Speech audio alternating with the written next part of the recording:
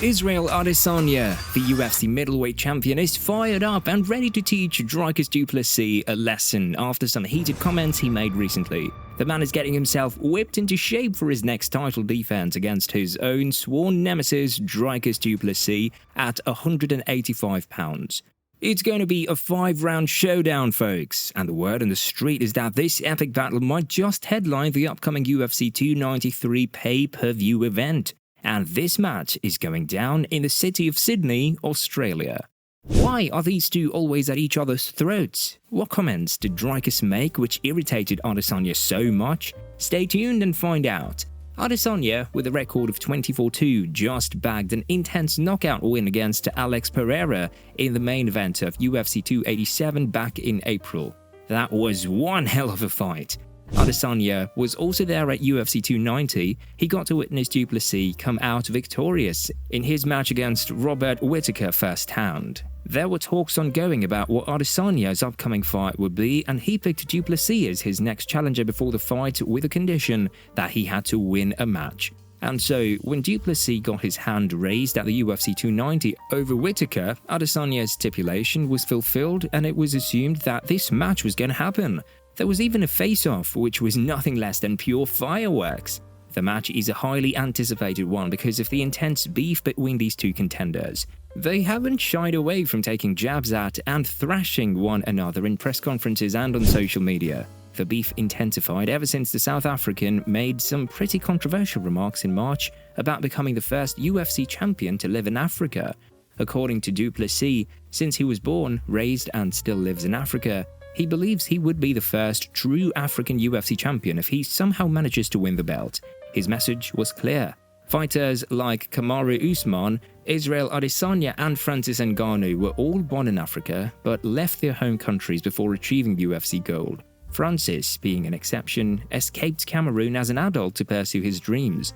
His main criticism was that Usman and Adesanya, though of Nigerian descent, left Africa during their childhood due to their parents relocating. On the other hand, he emphasized that he's a native South African and has no plans of leaving the country. And yes, he believes that this somehow makes him superior to the other fighters mentioned. Adesanya was bothered by Dricus' comments, but the other person whose name was taken, Kamaru Usman, had a more understanding approach.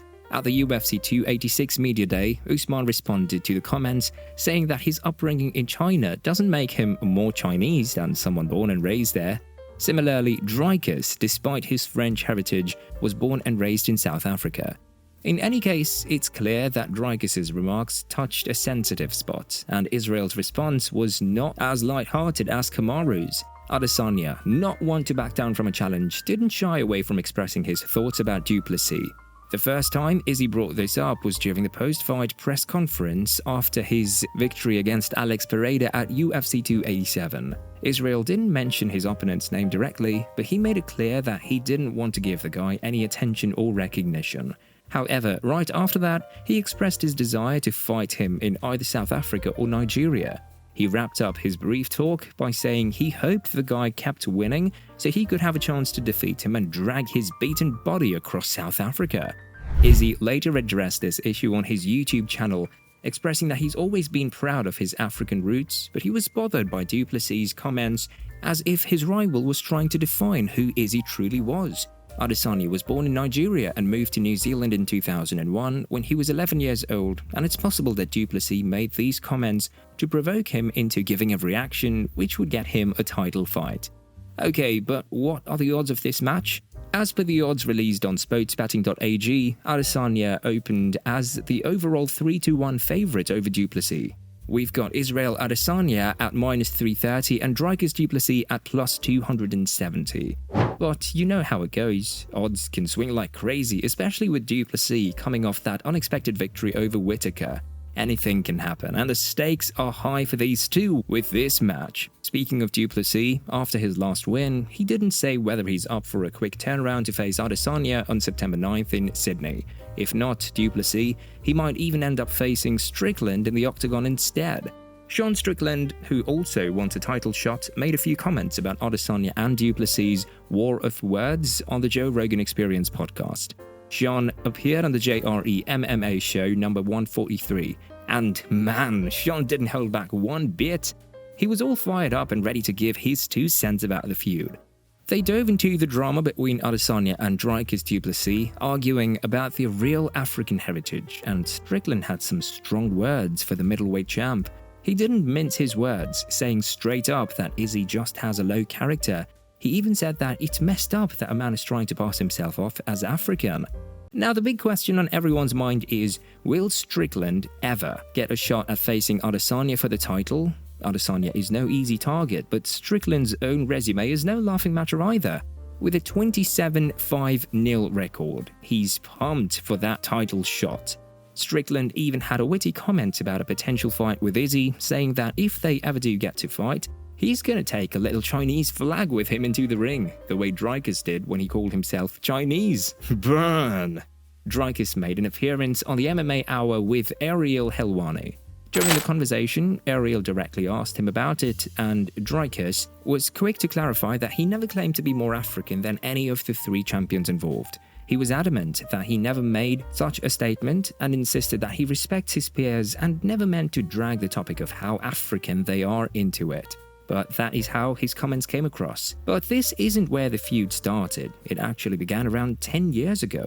It all started with a chance encounter during a training session at the legendary Tiger Muay Thai gym in Thailand. In an exclusive chat with Ariel Helwani, Izzy spilled the beans about his first meeting with Du Plessis. He revealed that he was just a young 19-year-old. He sparred with none other than Du Plessis. Now, let's be real, Dricus managed to out-wrestle him in that opening round, but don't count Izzy out just yet. Our champ showed his true colors and ultimately won against his foe. But wait, there's more. In that same interview, Izzy confessed that he was excited when he heard Dricus was joining UFC. Why? Because it meant there was another African warrior making waves in the promotion. After that, the fans just knew they were in for a treat with these 2 talents bringing the heat inside the octagon. Dricus also later confirmed the training session in an interview, but he said that they never had a striking round, which Israel implied that they did. Dricus believed that he only said that to save himself and avoid the embarrassment. Now, 10 years later, Dricus has not only got signed to the UFC but is also a middleweight champion. When he declared that he's going to be the first real African trained and born in Africa, a reporter asked him if he's disappointed that there aren't as many African champions, considering Kamaru Usman had recently lost his belt and Francis Ngannou was busy with PFL. Interestingly, we might have this reporter to thank for starting the whole beef, because without that question, we wouldn't have witnessed the controversial response that kick-started the whole feud. If Adesanya does manage to win against Stillnox, it might pave the way for Strickland to have a shot at the title. If he clears out the top 5, there's not much getting in Strickland's way. Who will win this fight? Izzy or Du Plessis? Let us know in the comment section. Before you go, don't forget to like this video and subscribe to our channel. We'll see you in the next one. Bye!